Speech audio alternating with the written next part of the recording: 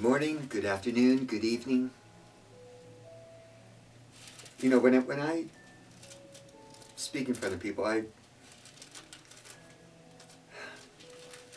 need my comfort blanket, and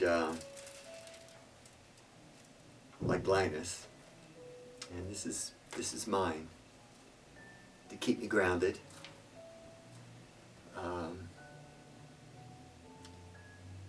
And especially to kind of hold on to in these days when I share messages that I know can have the potential of upsetting people. And that is certainly not my intent. It really isn't. I just have something burning in my heart that I have to share. And I hope you find ways to be able to share that burn within your heart and soul as well. We can burn together. Okay. In a good way. Right? Yeah.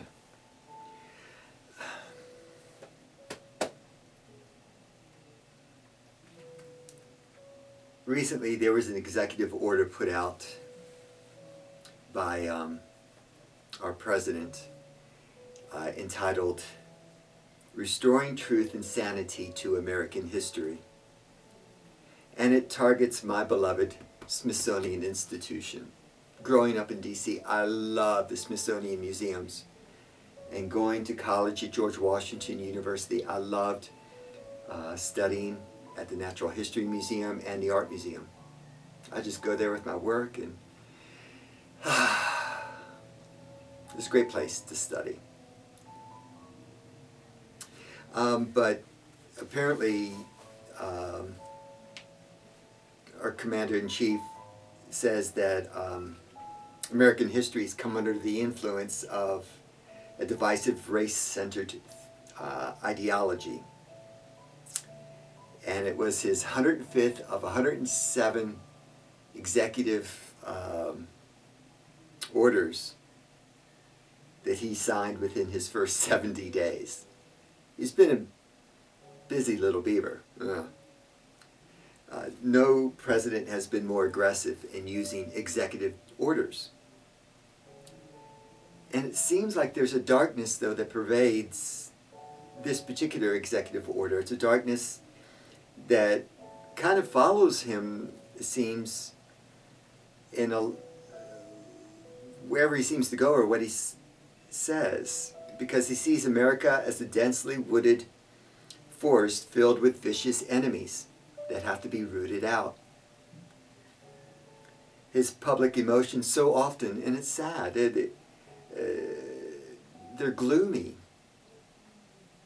And there's a lot of anger and disgust and desire for revenge, frustration. His rhetoric is often defensive and threatening.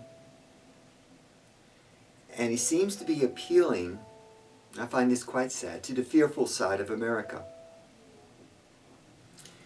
There seems to be a paranoia. Seems to be insisting on scaring the hell out of us in other nations, and doesn't want history teachers to tell the story of America's many flaws. And we have a lot of flaws. It's okay. We just need to acknowledge them so we won't repeat them, right? But America has its share of racist and sexist and oppressive and flawed history that can't be erased by any executive order. The Smithsonian Institution really houses the world's largest museum, education and research complex. It is the beating heart, I think, of America's history and artifacts. And the purpose of the Smithsonian is to really help with the increase and the diffusion of knowledge. So it seems like an attack on the Smithsonian is an attack on American history. At least that's the way it's feeling to me. And it's an attack on history as it really is, not as the MAGA movement wants it to be. Historian John Fay notes, and I have it here, he notes that Trump's executive order on the Smithsonian doesn't have much to do with history. He says, in my view, it has everything to do with the MAGA ideology and is a direct assault on the American story orchestrated by the architects of a right-wing revisionist history of America. Trump signed the order, but the people pulling the strings here are MAGA evangelicals. It seems to me that we've been moving towards a more accurate telling of our American history, of the national story. But those narratives are challenging the white supremacy that I see very much in evidence in the MAGA vision. Trump, and I have his words here in front of me, said, President Trump, our mission is to defend the legacy of America's founding, the virtue of America's heroes, and the nobility of the American character. We must clear away the twisted web of lies in our schools and classrooms and teach our children the magnificent truth about our country. We want our sons and daughters to know that they are the citizens of the most exceptional nature in the history of the world. I mean, it sounds, there's a lot there. It's like, okay. But it's like he's a kid asking for a story at bedtime, saying, Papa, tell me only the good parts of the story. We've got to hear the whole shebang, folks. With this executive order, the President is attacking the citadel of American history.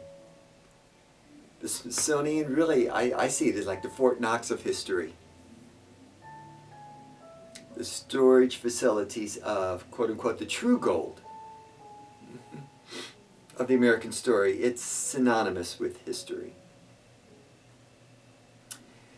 The New York Times 1619 project opens American history with the arrival of the first slaves. The 1619 project is a Pulitzer Prize winning project that is really hated by the MAGA movement. The bold words beginning the project set the tone. Here they are. In August of 1619, a ship appeared on the horizon near Point Comfort, a coastal port in the English colony of Virginia. On that ship carried more than 20 enslaved Africans who were sold to the colonists. And no aspect of our country that would be formed from that point on has been untouched by the years of slavery that followed. On the 400th anniversary of that fateful moment, it's finally time to tell our story truthfully. Of course, the President blasted the 1619 project along with the critical race theory,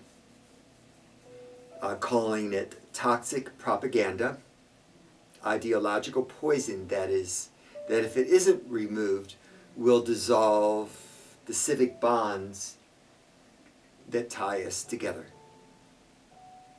In response, he created the 1776 Commission in an effort to reestablish, quote unquote, what he called patriotic education. in America's schools. He formed that 1776 commission to give really what's an alternative history. This commission did not include one single historian whose work focused on U.S. history. Instead, the commission's ranks were filled with ultra-conservative evangelicals from the Hillsdale College and the College of the Ozarks. The report is so poorly written and chock full of errors and beliefs without history. I've read it. It's just... Whew. Historian David Blight tweeted, he said, "I've read as much as I can, as much as I can stomach of the 1776 project or report. It is the product of allowing," he said, "an array of viciously right-wing, willfully ignorant people to have way too much power." He said that the beliefs are devoid of history. And he says he feels so uncomfortable even bringing any attention to this mess. That according to the historian David Blight. We know all the signs of approaching fascism in America. Now more than ever, we need to listen, I think, to our historians, those who give their life to truly, accurately telling the story. Because when we don't listen to our historians, when we don't know our history, right, we are condemned to repeat it. At least that's the way it seems. And if and when, please, don't let this happen, but if and when it is 1933 again, the new fascists, namely all the yes men and women that our president surrounds himself with, they fall all over themselves in following him and believe everything he says and kneel before him. At least I know that's overstatement, but that's the way it seems. These individuals will have a dysfunctional constitution to exploit. The U.S. House and Senate seem bent on enabling our president's worst inclinations to thwarting democracy. The ideology that fuels President Trump's attack includes concepts like American exceptionalism, propaganda disguised as history, and nostalgia for a golden age, whatever that golden age was. The aim here is an evangelical, white-washed American history. A pure white America with no warts or scabs, no Indians, no Hispanics, or immigrants, or especially African Americans, except, it seems, as contented slaves. What is being sought here is a land of great fortune and white harmony. That is their American exceptionalism. In his executive order aimed at the Smithsonian, the president hails the glory of American exceptionalism. He is in tune with the evangelical belief that American Christians have a righteousness that simply hasn't been and is not available to other nations and creeds. It is like sometimes he sounds like a prosperity preacher, a la Joel Osteen. When he proclaims, "I'm going to make, our country rich again." It's all about money. And maybe that's the biggest place where we may disagree on is like, really? You know, and he says, I make this promise, we will make America strong again. We will make America proud again. We will make America safe again. Okay. His overall strategy is built largely on the back of white supremacy. It is, and it's overly focused on erasing the voices of others, and intends through executive orders to make really America white again. The current efforts of the administration to eliminate seemingly any person or narrative, history, art, or performance that suggests DEI, diversity, equity, and inclusion. He just wants to wipe any allusion to any of that out. I've got to say, Jesus' entire life was all about diversity, equity, and inclusion.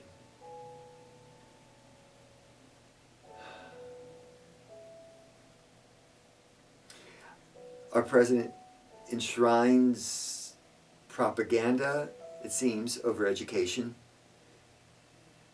populism over scholarship, and racist ideology over human rights.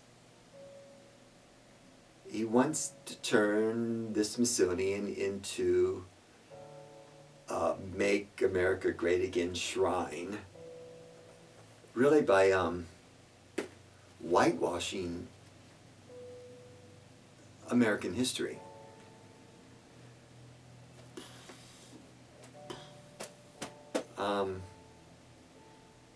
But history is not propaganda, except in fascist dictatorship nations like Russia and China and Hungary. And those are three of the most notorious modern-day examples. No freedom of the press, no voice for the dissidents. The party line is the only line. You know, in such places, yeah, you want to silence, you know, a show like 60 Minutes, right? Or silence any dissident group or publication out there that goes against the administration's view on things, the party line, if you will.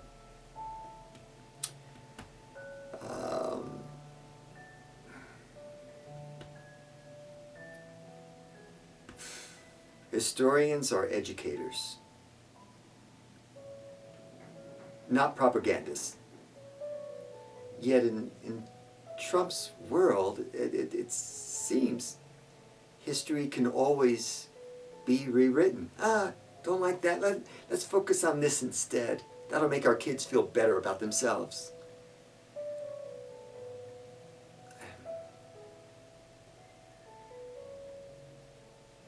In all of this, he follows and appeals to the evangelicals, who are his most loyal base, which I will never understand. Seriously. Refusing to deal with a changing world by engaging in a more diverse society, evangelicals have retreated into like this nostalgia. For what? Leave It to Beaver world? I don't know. Attempting to recreate the good old days through executive order. You know, think about it. African Americans are not afflicted by nostalgia, the illusion of nostalgia. Neither are Native Americans, neither is the LGBTQ community. I mean, can you imagine a black man saying, The best time being black in America was during the lynching era, or a gay person saying, yeah, it was great, you know, being in the closet. Let's go back then. There was no golden age. And so it's kind of curious, kind of humorous, actually. You know, Trump is the gold-gilded president who never met a piece of furniture or artwork, balcony or room he didn't want to cover with gold gilding. But what I find so ironic and humorous is that, you know, gilding is not even real gold. So even our president's decorations are fake, surface level stuff. I've gotten to the point where I really can't trust the president. I can trust our historians. They are the prophets of our age. They are. They are the people who speak truth to history. They sing the songs of democracy. They cry out the pain and the oppression of others.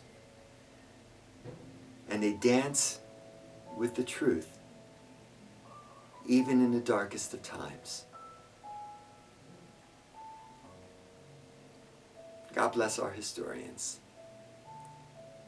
May they stay strong and true in speaking the truth.